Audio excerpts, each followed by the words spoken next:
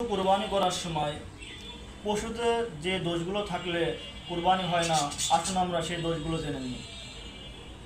ইসলামী আইনশাস্ত্রবিদগণ হেদা কিতাব এবং হাদিসের পুস্তক থেকে গবেষণা করে বেশ কয়েকটি সূক্ষ্ম মাসালা বের করেছেন।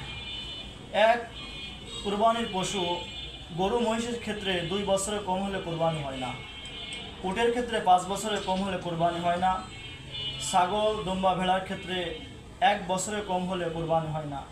হ্যাঁ, দুম্বার ভেড়া যদি 6 মাসের বয়সী হয় আর 1 বছরের বাচ্চার মধ্যে ছেড়ে দেওয়া হয় আর যদি প্রত্যক্ষ করা না যায় সেক্ষেত্রে কুরবানি হয়ে যাবে। নাম্বার 2, যেই পশুর জন্ম হতে 2 কান নাই।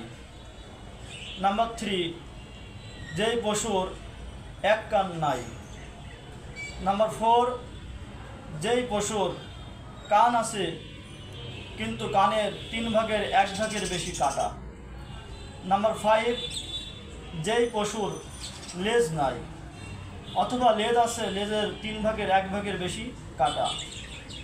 নাম্বার 6, যেই পশুর সামনের পা নাই।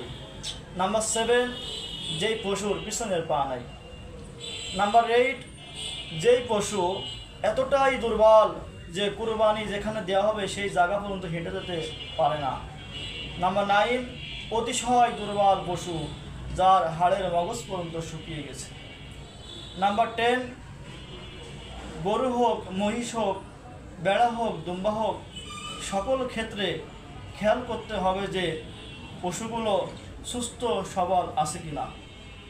যদি সুস্থ সবল না থাকে, মনে করেন সুস্থতা কিনেছেন কিন্তু কোরবানি দেওয়ার আগেই আবার অসুস্থ হয়ে পড়েছে, কিংবা যে দোষগুলো থাকলে কোরবানি হয় না সেই দোষগুলো পাওয়া গেছে, সেক্ষেত্রে আপনার ওই পশুতে আর কোরবানি হবে না, নতুন পশু খরিদ করতে হবে। এই হলো কোরবানি পশুগুলোর দোষ। আমরা যারা কোরবানি করব, কোরবানির পশু কিনবো, কেনার ক্ষেত্রে আমরা এইগুলো খেয়াল করব যে এই দোষগুলো থাকলে কোরবানি হয় না, তাহলে আমরা পশু ভালোভাবে কিনতে পারবো এবং আল্লাহর জন্য ভালোভাবে কুরবানি দিতে পারবো। আল্লাহ পাক আমাদের সকলকে কুরআন হাদিস মোতাবেক সহিভাবে জীবনের প্রত্যেকটা ক্ষেত্রে আমল করার তৌফিক দান করুক। আখির দাওয়ানা আনিল হামদুলিল্লাহি রাব্বিল আলামিন। আসসালামু আলাইকুম ওয়া রাহমাতুল্লাহ।